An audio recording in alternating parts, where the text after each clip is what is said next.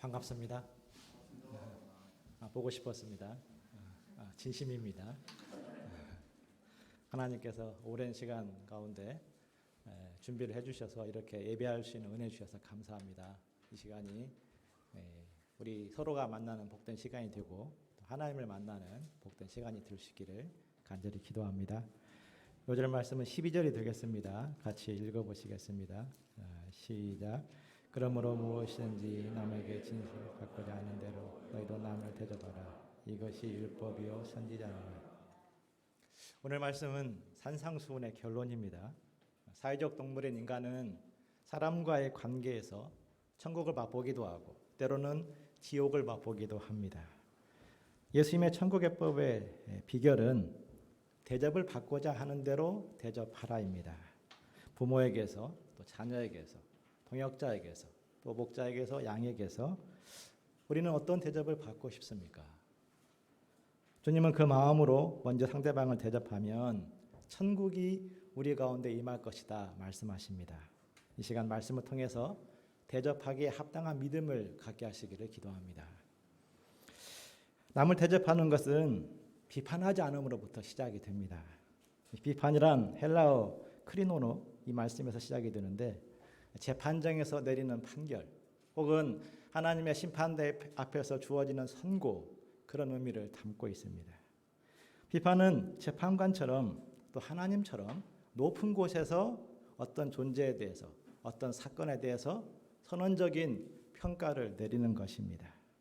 당신은 이기적인 주인, 당신은 그래도 좀 괜찮은 사람 이렇게 평가를 내리는 것입니다. 어떤 비판은 자아성찰의 통로가 되기도 하고 발전을 위한 자극이 될 수도 있습니다. 그러한 선기능이 있음에도 불구하고 주님은 비판하지 말라 이렇게 말씀하십니다. 왜 그렇습니까?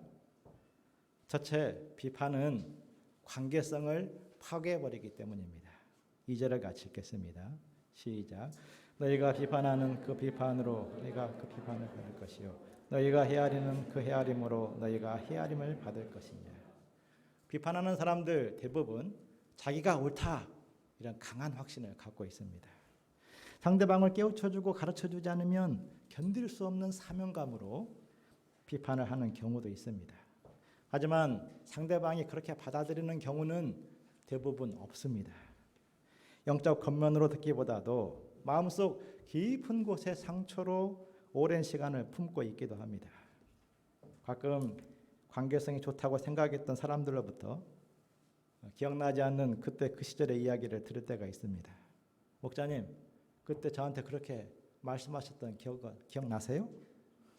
저는 전혀 기억하지 못했던 그런 이야기를 동영상으로 생생하게 저에게 들려줄 때가 있습니다. 좋은 이야기보다도 당시에는 굉장히 씁쓸했던 그런 기억들입니다. 지금 관계성이 좋기 때문에 그나마 저에게 와서 해주는 이야기입니다. 저는 그런 이야기를 들을 때마다 내가 과거에 참 많은 죄를 지었구나 깨닫고 가슴 아픈 회개를 하게 됩니다. 비판당하는 것을 좋아하는 사람은 아무도 없다. 이 진실을 갈수록 깨닫습니다. 나는 괜찮으니까 솔직하게 다 이야기해 봅시다. 말했다가 막상 돌직구 같은 비판을 당하게 되면 얼굴이 일그러지는 경우를 많이 보게 됩니다. 비판당하는 자리에 서게 되면 온 신경이 곤두서고 화가 납니다. 비판은 옳고 그름을 떠나서 또 다른 비판을 불러옵니다. 그렇게 말하는 너는 온전해? 너는 문제없어? 이런 비판을 되돌려 받게 됩니다. 탁구공을 세게 딱 치면 더 강하게 돌아오듯이 비판은 강한 갈등과 상처와 싸움을 만들어내는 것이 대부분입니다. 결과적으로 덕을 세우기보다 다툼과 분열을 만들어내고 마귀가 역사할 수 있는 통로가 되기도 합니다. 비판은 타인을 상처 줄 뿐 아니라 자기에게도 좋지 않을 수 있습니다. 남을 비판하다 보면 타인을 불신하는 경향을 강하게 갖게 됩니다. 내가 남을 비판하였으니 남도 나를 비판하고 있지 않을까? 이런 그런 생각으로 사람 말에 예민해지게 됩니다. 비판은 코로나 바이러스 같은 전염력을 갖고 있습니다. 그래서 비판의 소리가 많으면 많을수록 모임이 발전하는 것 같지만 연약하고 어긋난 인간의 내면을 생각하면 오히려 긍정의 이야기가 훨씬 좋습니다. 사람 부족함을 메워주는 하나님을 믿고 긍정의 관점에서 위로하고 격려하기에 힘써야 됩니다. 하나님은 은혜로운 모임, 은혜로운 사람을 통해서 긍휼의 손길로 역사하십니다. 둘째로 제대로 된 비판을 하기가 쉽지 않기 때문에 비판을 조심해야 됩니다. 사람이 타인을 용감하게 비판하는 이유는 자신의 판단을 객관적이라 생각하기 때문입니다. 하지만 주관이 들어가지 않을 수 없습니다. 누구든지 자기에게 익숙한 것, 내가 체험한 것, 내가 기질에 맞는 것을 좋게 보고 자기에게 익숙하지 않는 것, 또 쉽게 소화할 수 없는 것들에 대해서는 나쁘게 보는 경향을 갖고 있습니다. 김인중 목사가 쓴 안산 동산고 이야기에 이런 내용이 나옵니다. 내성적인 학생은 생각을 진지하게 해서 좋습니다. 사교성이 적은 학생은 정직하고 과장되지 않아서 좋고, 소심한 학생은 실수가 적고 정확해서 좋습니다. 질투심이 많은 학생은 의욕이 넘쳐서 좋고, 말이 많은 학생은 지루하지 않아서 좋고, 자신감이 없는 학생은 겸손해서 좋습니다. 이렇게 멋진 글을 써놨습니다. 그런데 대부분 우리의 현실은 그런 시각으로 보지 않습니다. 내성적인 학생은 꿍꿍이가 많고, 사교성이 적은 학생은 자기 세계에 빠져 있고, 자신감이 없는 학생은 능력이 없고, 소심한 학생은 연약하고, 질투심이 많은 학생은 욕심꾸러기고, 말이 많은 학생은 가볍고 깊이가 없습니다. 기울어진 운동장처럼 우리의 시각은 자기의 경험이나 자기의 기질이나 자기 상식에 맞추어서 상대방을 해석합니다. 그러므로 예수님은 균형을 잡아주는 말씀을 하십니다. 3절 4절을 같이 읽겠습니다. 시작. 어찌하여 형제의 눈 속에 있는 티는 보고 내 눈 속에 있는 들보는 깨닫지 못하느냐. 보라, 내 눈 속에 들보가 있는데 어찌하여 형제에게 말하기를 나로 내 눈 속에 있는 티를 빼게 하라느냐. 들보는 집에 기둥을 세웠을 때 이 기둥과 기둥을 가로지르는 큰 어떤 받침대, 대들보를 말합니다. 티는 이 들보를 만들 때 톱으로 막 쓸지 않습니까? 그때 떨어지는 부스러기, 작은 톱밥에서 나오는 티끌, 이것을 말합니다. 그와 같이 상대방의 허물에 대해서는 티와 같이 가볍게 여기고 나의 문제에 대해서는 들보처럼 크게 생각하라 말씀합니다. 너무나 과장된 비유가 아닙니까? 어떻게 나의 문제가 들보이고 상대방의 그 심각한 문제가 티인 것입니까? 그런데 자세히 생각해 보면 실제 우리의 관점에 이런 점이 있습니다. 내가 상대방에 대해서 볼 수 있는 것은 빙산의 일각처럼 사람의 깊은 속사정의 일부, 티에 불과합니다. 그러므로 상대방의 허물에 대해서는 할 수 있는 대로 심각하게 생각하지 말아야 됩니다. 상대방은 좋은 의도로 말하고 있는데 그것의 일부만 보고 나는 오해하고 정죄할 수가 있습니다. 눈에 티가 들어가 있는데 핀셋이나 뺀지를 들고 가서 내가 빼주겠다 하면 티가 아니라 눈을 빼버릴 수가 있습니다. 후 하고 불거나 안약을 넣거나 오히려 대부분 그냥 가만히 놔두면 눈물을 타고 이게 티가 빠져나옵니다. 상대방의 참모습을 제대로 알기 어려운 반면에 내 스스로에 대해서는, 우리 스스로에 대해서는 내면 깊숙이까지 들여다볼 수 있습니다. 예수님은 내 눈 속에 들보, 거대한 나무 덩어리가 있다고 말씀하십니다. 사람마다 자기 중심성이라는 커다란 들보가 있다는 것입니다. 하나님을 몰랐던 그때 그 시절만 그런 것이 아니라 제자로 살고 있는 지금도 그러다는 말씀입니다. 내가 하면 로맨스고 남이 하면 불일이라는 이중성의 들보가 있습니다. 1만 달란트 탕감받았으면서도 100데나리온 빚진 자의 허물을 용서할 수 없는 인색함과 냉랭함의 들보가 있습니다.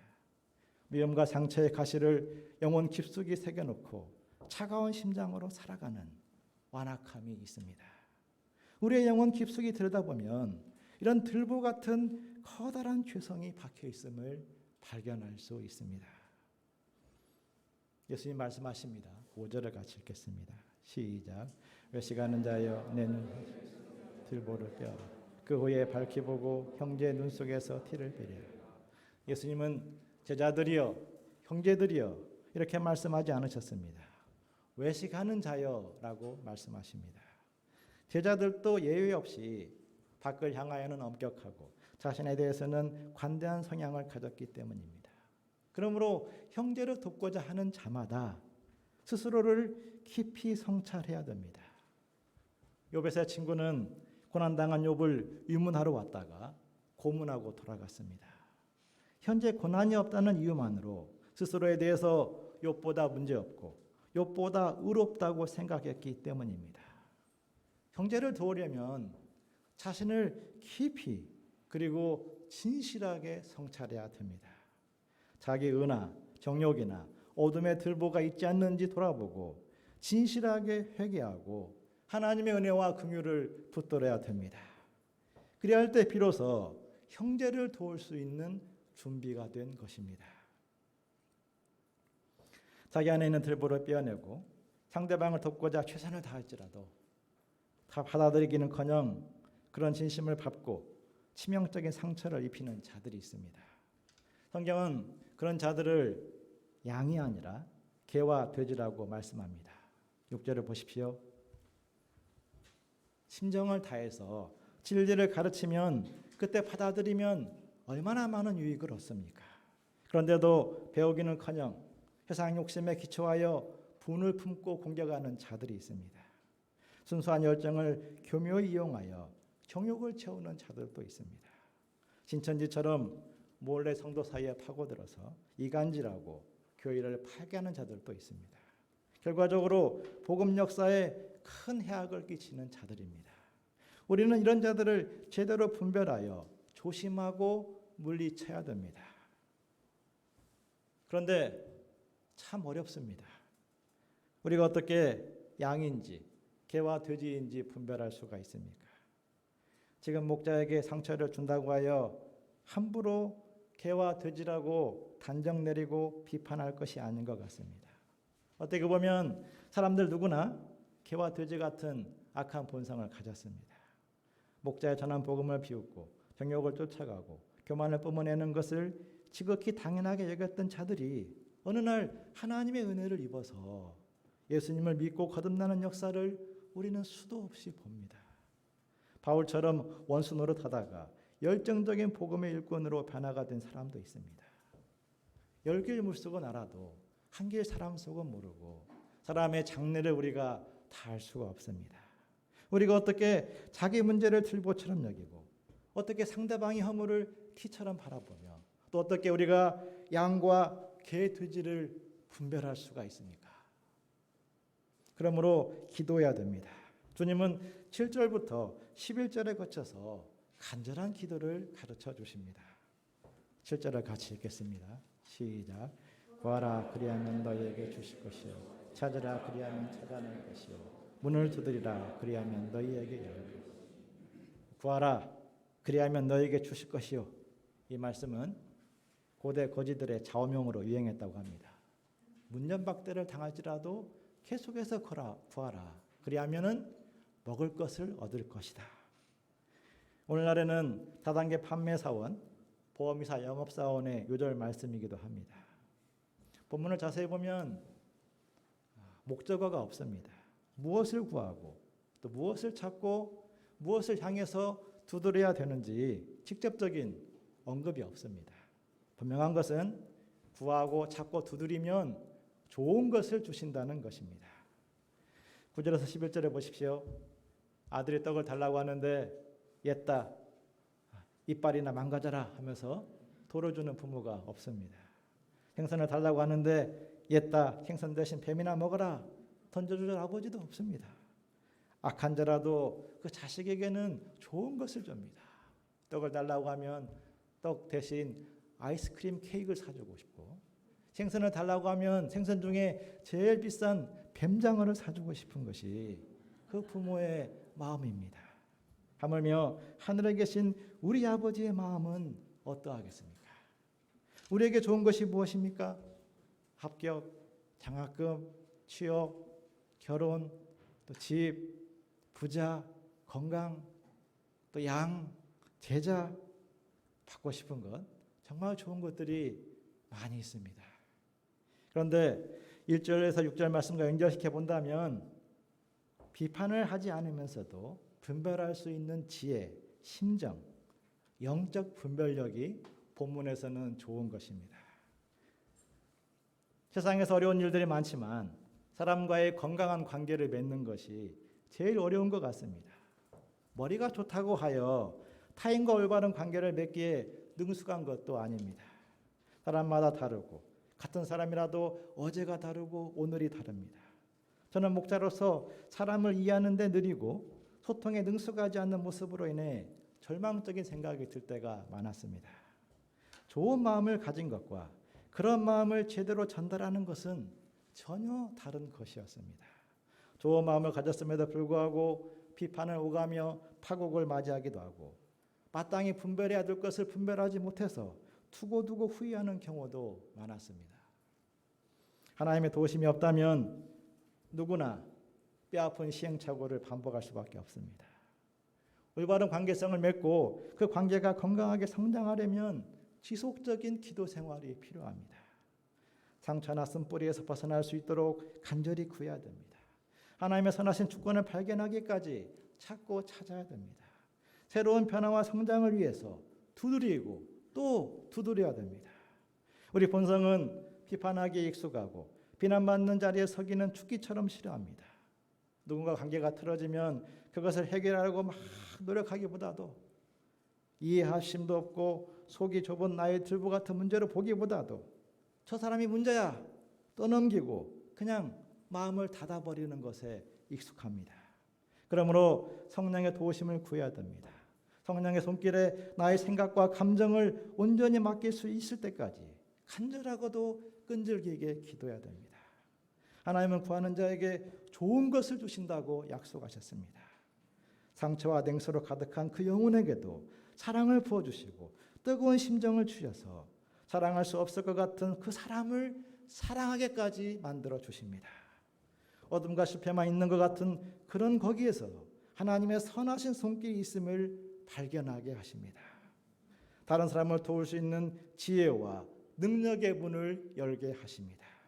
그를 통해서 남을 대접하고 사랑할 수 있는 천국 백성으로 살게 하십니다. 12절을 같이 읽겠습니다. 시작. 그러므로 무엇이든지 남에게 대접을 받고자 하는 대로 너희도 남을 대접하라. 이것이 율법이요 선지자니라. 로마 황제였던 알렉산더 세베루스는 이 말씀을 궁전의 벽에 금으로 새겨 놓았습니다. 그래서 이 말씀을 황금룰, 골든룰이라 부릅니다. 사람을 어떻게 대하느냐, 이는 평생 고민해야 될 주제입니다. 어떻게 대접하느냐에 따라서 평생의 원수로 만들기도 하고 평생의 친구로 삼기도 합니다. 괴테가 쓴 파우스트에 이런 내용이 나옵니다. 악마가 한 여인에게 남편이 죽었다는 소식과 함께 이런 말을 전합니다. 남편이 죽으면서 참여할 것이 많다고 하면서 죽기 전에 아내에게 용서를 빌고 싶다는 말을 했습니다. 슬퍼하던 아내는 이 악마의 말에, 악마가 전한 그 말에 감동이 되었습니다. 용서요? 용서하고 말고요. 그 사람은 마음이 착했답니다. 그러자 악마가 그 본성을 발동하여 다시 말합니다. 그런데 이런 말도 했습니다. 하늘도 아는 것인데 사실은 나보다 마누라가 더 나빴다. 그러자 그의 아내가 화를 내며 남편을 막 욕하는 것이었습니다. 뭐라고요? 죽어가면서도 그런 거짓말을 했어요? 빌어먹을 인간, 참 잘 죽었지, 잘 죽었어. 이렇게 말했다고 합니다. 사람들은 제대로 대접받지 못했다고 생각할 때 분노합니다. 우리 시대 많은 청년들이 공정이라는 원리에 예민합니다. 어느 세대보다도 능력이 많은데 어느 세대보다 성공의 가능성이 훨씬 줄어든 현실이 그 이유 중에 하나일 것입니다. 그런데 청년 세대만 그런 것이 아닙니다. 사람들마다 제대로 대접받지 못하고 있다고 아우성입니다. 예수님 제자들 동안 예의가 아니었습니다. 제자들은 모든 것을 버리고 예수님을 쫓았는데, 그러므로 내가 예수님 좌우편의 자리에 앉아야 마땅한데 그렇게 대접받지 못하니까 서로 누가 크냐 다투고 싸웠습니다. 예수님은 대접받는 것에 민감한 우리들에게 그 마음으로 먼저 남을 대접하라 말씀하십니다. 남에게 어떻게 대접하고 싶습니까? 저는 주일 저녁 메시지를 마치고 집에 들어갈 때 아무리 엉터리로 전하는 날이었다 할지라도 목자님 수고하셨어요. 정말 은혜로운 메시지였습니다. 그 말을 듣고 싶습니다. 그것이 저의 솔직한 심정입니다. 주님은 그렇게 대접받고 싶은 마음으로 동역자를 대접하라 말씀하십니다. 사모님 정말 수고하셨어요. 정말 은혜로운 저녁이네요. 이렇게 말하는 것입니다. 누군가에게 절대적인 인정을 받고 싶은 마음이 있다면 그 마음으로 내가 그 사람을 절대적으로 인정하는 것입니다. 그러면 그 사람과 깊은 신뢰의 관계가 맺어질 것입니다. 조금 섬기고 많이 인정받고 싶습니까?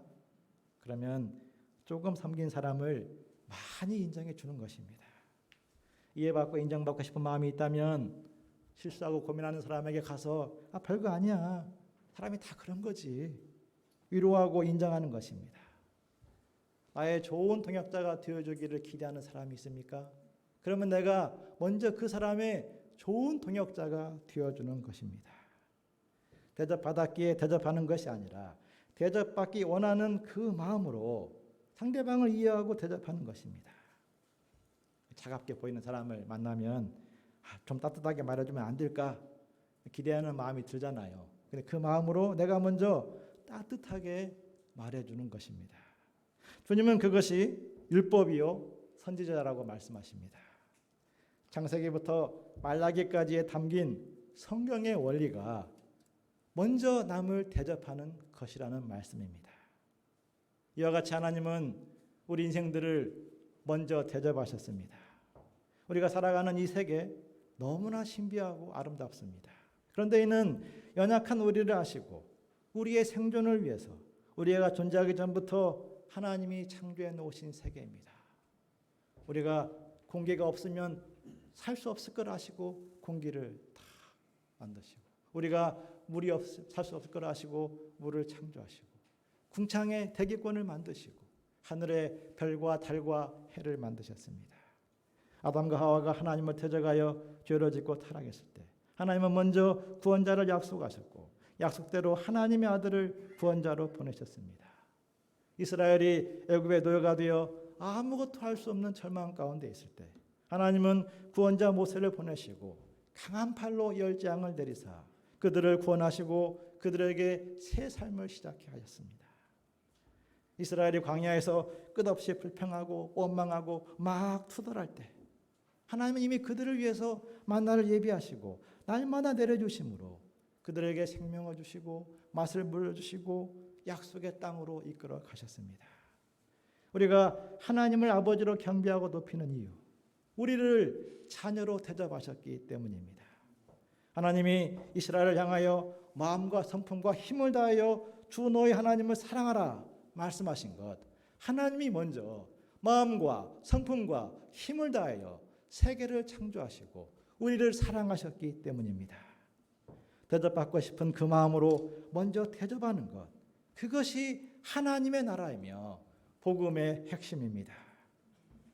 누군가 하나님의 자녀로 살게 되었다면 그것은 그가 잘해서가 아닙니다. 유대인들은 그렇게 오해했습니다. 혈통이 좋아서 다른 민족과 달리 할례를 행하고 안식일을 지켜서 우리가 하나님께 대접받는 것이다 생각을 했습니다. 자기에 빠진 유대인들의 눈으로 그렇게 성경을 보았으니 성경은 온갖 의무와 책임만을 강조하는 율법서로만 보였을 것입니다. 그러나 예수님의 눈으로 성경을 보면 먼저 대접하신 하나님의 은혜와 긍휼을 담고 있습니다. 그들이 택함받은 것은 그들의 특별함에 있지 아니하고 그들을 자녀로 대접하신 아버지 하나님의 은혜였습니다. 먼저 대접해 주셨기에 수많은 허물에도 불구하고 하나님의 백성으로 살게 된 것입니다. 그러므로 하나님은 이스라엘을 향해서 너희가 은혜를 받은 것처럼 너희도 은혜를 베푸는 사람이 되라. 너희가 대접을 받은 것처럼 너희도 먼저 대접하는 사람이 되라 말씀하신 것입니다. 영적으로 무지했던 그들에게 율법을 주신 것처럼 그들 또한 율법을 모르는 백성들에게 율법을 비추는 백성이 되기를 원하셨습니다. 우리가 성경을 알아가는 것, 실제로 알아가는 것, 남에게 대접받고자 하는 그 마음으로 남을 대접하는 말씀에 순종하는 것입니다. 우리의 가정과 교회, 우리가 속한 공동체가 그러한 모임으로 점점 성장해 나가는 것입니다. 영적 공동체를 세우는 가장 큰 힘은 비판이나 쓴소리에 있지 않습니다. 지식이 부족하여 은혜가 딸리는 것도 아닙니다. 지식은 얼마든지 다운로드할 수 있습니다. 내가 먼저 대접하면 거기에서 하나님의 나라가 시작이 됩니다. 대부분 나를 대접하는 것만큼 나도 대접하겠다. 그런 마음을 갖고 있습니다. 그런데 그런 마음은 이상하게도 스피릿을 주지 못합니다. 오히려 손해의식이나 상처, 비판과 정죄로 빠져들기도 합니다. 자기를 사랑하고 계산하는 마음이 그 원리의 기초이기 때문입니다. 섬김 갖고 싶은 그 마음으로 내가 섬기기에 힘쓰는 것이 그게 하늘아버지의 마음이고 복음의 원리입니다. 칭찬하고 싶은 만큼 내가 먼저 칭찬하고 격려하기에 힘쓰기를 기도합니다. 이는 삶의 현장에서 결코 적용하기가 쉽지 않습니다. 비판하고 공격하고 섬기는 것보다 공격하기보다 사랑으로 감싸는 것, 내가 먼저 나아가고 내가 먼저 감당하고 내가 섬기는 것, 주의 십자가를 붙들지 않으면 불가능합니다. 그러므로 오늘 말씀처럼 기도해야 됩니다. 구하고 찾고 두드려야 됩니다. 우리 모임, 우리 한 사람 한 사람이 비범하게도 그 길에 설 수 있기를 기도합니다.